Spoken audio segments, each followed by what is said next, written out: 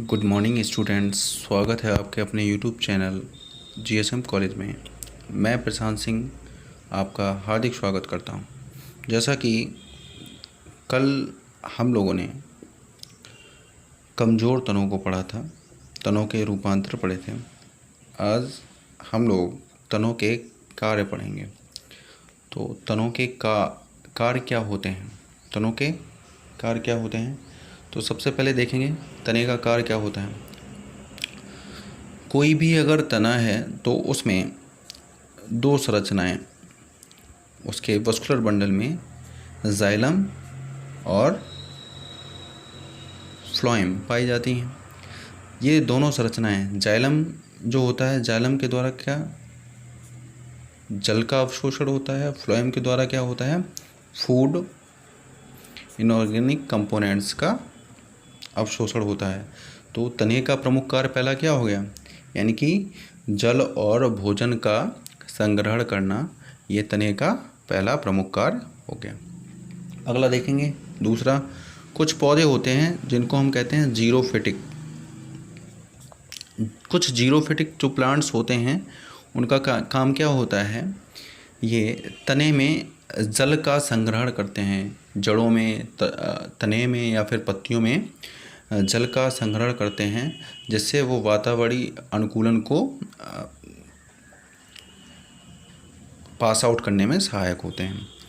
ठीक है, अगला देखेंगे। अगला क्या होता है, जो शिशु तना होता है, इसको अमैच्योर स्टेम भी बोल सकते हैं। जब पौधा जब शिशु होता है तो उसका जो स्टेम होता है वो कैसा होता है, ग्रीन होता है। और जो ग्रीन स्टेम होता है ये क्या करेगा, फोटोसिंथेसिस करेगा, यानी कि प्रकाश संश्लेषण में। यानी कि कोई भी पौधा है, शिशु पौधा है, जब उसका तना हरा होता है या अमेच्योर प्लांट है तो उसका तना कैसा होता है, हरा होता है, वो प्रकाश संश्लेषण में भाग लेता है। अगला देखेंगे, कुछ भूमिगत तने होते हैं, जैसे मैंने बताया था आपको, जैसे पोटैटो है,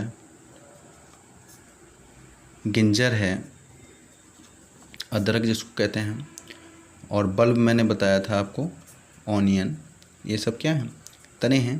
तो ये क्या करते हैं,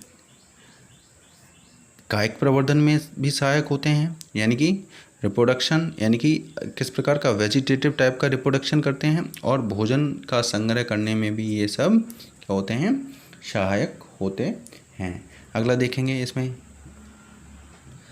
कुछ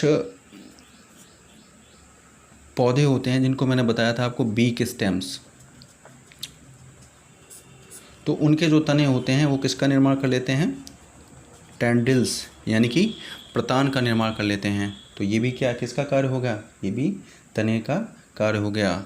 और तने पर पत्ती, फल, फूल, कलियां इत्यादि ये कहाँ सारे लगे रहते हैं, ये भी तो तने पर लगे रहते हैं।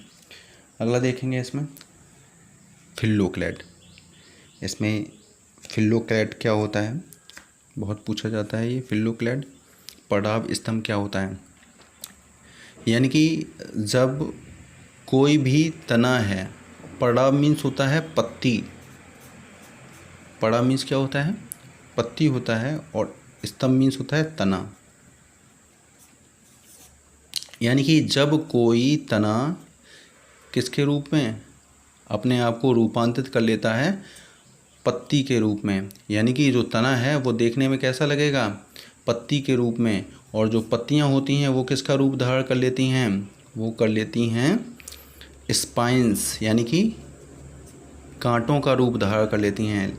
लेकिन होता किस में है, और ये फिल्लोक्लेड किसको कहा जाता है, तो फिल्लोक्लेड जो होता है वो होता है आपका एक जीरोफिटिक प्लांट में। ये स्ट्रक्चर, ये संरचना किस में पाई जाएगी, एक जीरोफिटिक प्लांट में। जैसा कि मैंने बनाया है ऊपर, इसको बोलते हैं कैक्टस, और बॉटनी की भाषा में इसको बोलते हैं अपोंशिया कैक्टस। हम लोग इसको नागफनी भी बोल देते हैं। देख रहे हैं इसमें, ये नागफनी है, अपोंशिया है, और इसका जो तना है वो किस रूप में दिख रहा है, चपटा पत्ती के नुमा हो गया है ना, देख रहे हैं आप। और इसकी जो पत्तियां हैं ये क्या है, ये स्टेम है इसका, और ये जो त्रिशूलाकार निकली हैं स्पाइन शेप्ड यानी कि नुकीली सुई जैसी, ये क्या है, इसकी लीफ हैं। तो ये जो फिल्लोक्लेड होते हैं, पर्ण स्तंभ जो होते हैं, वो तने को पत्ती के रूप में धारण कर लेते हैं, और इनकी जो पत्तियां होती हैं वो कांटों का रूप धारण कर लेती हैं। और ये किसकी वजह से करते हैं, तो जो जल होता है, जल का संग्रह करने के लिए और वाष्पोत्सर्जन जिससे कि कम हो सके, इसलिए जो पत्तियां होती हैं वो कांटों का रूप धारण कर लेती हैं। तो फिल्लोक्लेड समझ में आया होगा आपको। सबसे अच्छा उदाहरण इसका है ओपोन्शिया, और एक और इसका उदाहरण देख लेते हैं जिसको बोलते हैं यूफॉर्बिया। यूफॉर्बिया, इसमें क्या होता है, इसमें भी मोटा तना होता है, और पत्तियां जो होती हैं अनुकूलन के लिए पत्तियां ये यानी कि जो यूफॉर्बिया होता है वो पत्तियों को गिरा देता है, और जल का, जिससे कि जल की हानि ना हो पाए, इसलिए ये क्या करता है, ये पत्तियों को गिरा देता है। तो ये दोनों उदाहरण याद रखिएगा आप फिल्लोक्लेड से। अगला देखते हैं क्लेडोड।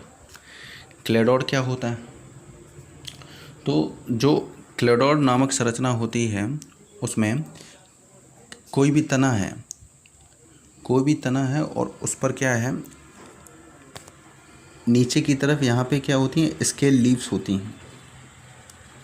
ध्यान से समझिएगा इसको, स्केल लीव्स होती हैं, और स्केल लीव्स के कक्ष से ही ऊपर की तरफ क्या निकलती है, एक हरी पत्ती नुमा रचना के रूप में रूपांतरित होती है, और इस तरीके से ये संरचनाएं निर्मित होती हैं। ये जो संरचनाएं होती हैं ये बेलनाकार भी हो सकती हैं, मासल भी हो सकती हैं, हरी यानी कि चपटी किसी भी प्रकार की हो सकती हैं। और इसमें, इस पौधे में, जिसका नाम है एस्पेरेगस, जिसको हम सतावर के नाम से भी जानते हैं, एस्पेरेगस को क्या कहते हैं, सतावर के नाम से जानते हैं। तो इसमें एक या दो पर्व ही पाए जाते हैं, और ये भी क्या है, ये भी आपका एक जीरोफिटिक प्लांट है, और ये वातावरणीय अनुकूलन के आधार पर ये भी कांटों के रूप में या अपनी जल का संग्रह करने के लिए ये पत्तियों को मासल यानी कि गूदेदार कर लेता है ये भी। और कभी कभी पत्तियां कुछ पौधों में अलग अलग, कुछ पौधों में कांटेनुमा भी दिखाई देती हैं। तो ये तनों के कार्य हमने पढ़े इसमें, और इसी में आपके जो तनों के रूपांतर जो थे, ये फिल्लोक्लेड और क्लेडोड, इनको भी हम लोगों ने समझा। अगले वीडियो में हम लोग लीफ को पढ़ेंगे, पत्ती को। ये सीरीज़ जो आपकी है वो क्लियरली एक सिरे से चल रही है आपका, ये मैं पूरा कंप्लीट करूँगा इसको, तो इसको पढ़ते रहिए आप अच्छे से। बहुत बहुत धन्यवाद।